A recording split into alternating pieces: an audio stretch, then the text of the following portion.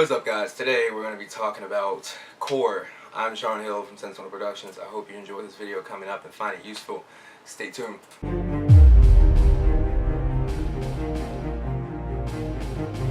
Alright, so recently I was able to get back into the gym full time, so I didn't want to work myself too hard too soon, cause another injury, be out for another 2 months.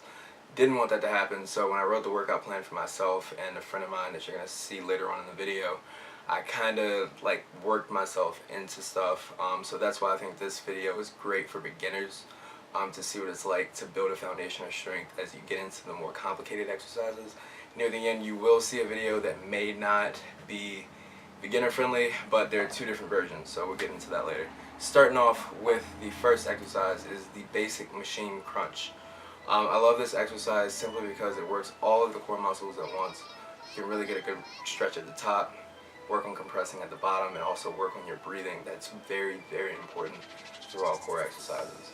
If you notice throughout the video, you'll see me not really worrying about the eccentric portion of the exercise, which is the downward portion. You see me really kind of focusing on the top portion where the stretch comes in. I find that is the most important part of the strength curve for this exercise. So starting off, you really want to pick a weight that may not necessarily be the heaviest that you can go at, but you can kind of stretch your way up and feel your body stretch and really feel the tension. Focus on that.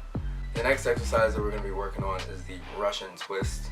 This is the one oblique exercise that I chose simply because it is the most fun, and it also is just, I find, really effective. That being said, kind of struggled on that particular time because the size of the ball that I used was rather large and kind of awkward to have to carry on my body back and forth. It wasn't the weight per se, but it was just how large the ball just felt in general.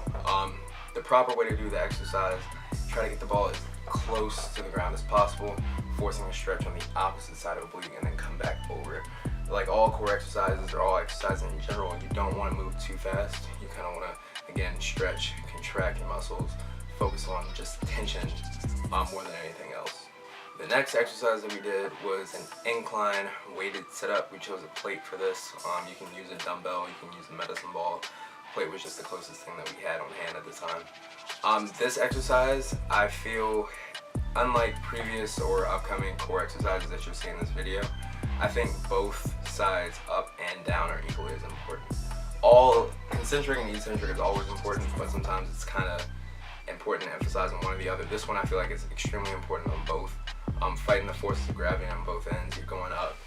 You want to make sure that you're controlling yourself going up. You don't want to push yourself up, and you don't want to just drop yourself on the way down. Especially when you have the weight. If you can't focus on that, if you can't take your time with it with a weight, then you should just be doing it with your own body weight. It's a pretty straightforward exercise. It's just a sit-up. We like to do it with an incline. I feel like it gets a little bit more tension going, but overall, as long as you're doing a sit-up, you're on the right path.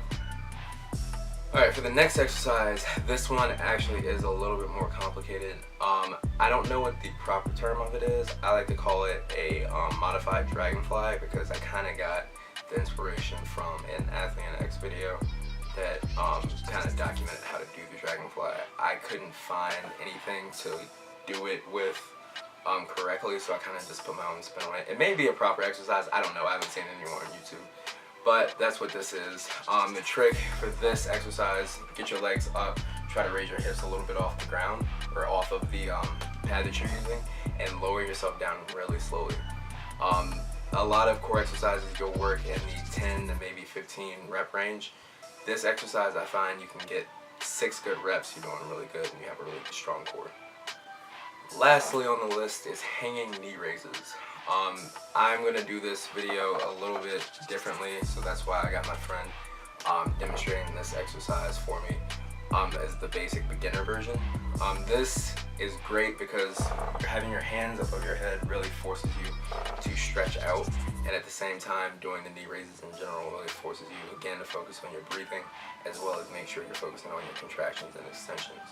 For my portion of the exercise, I like to bring my legs all the way over my body because as I lower them, you start feeling even more contraction. You're getting a more top-down approach.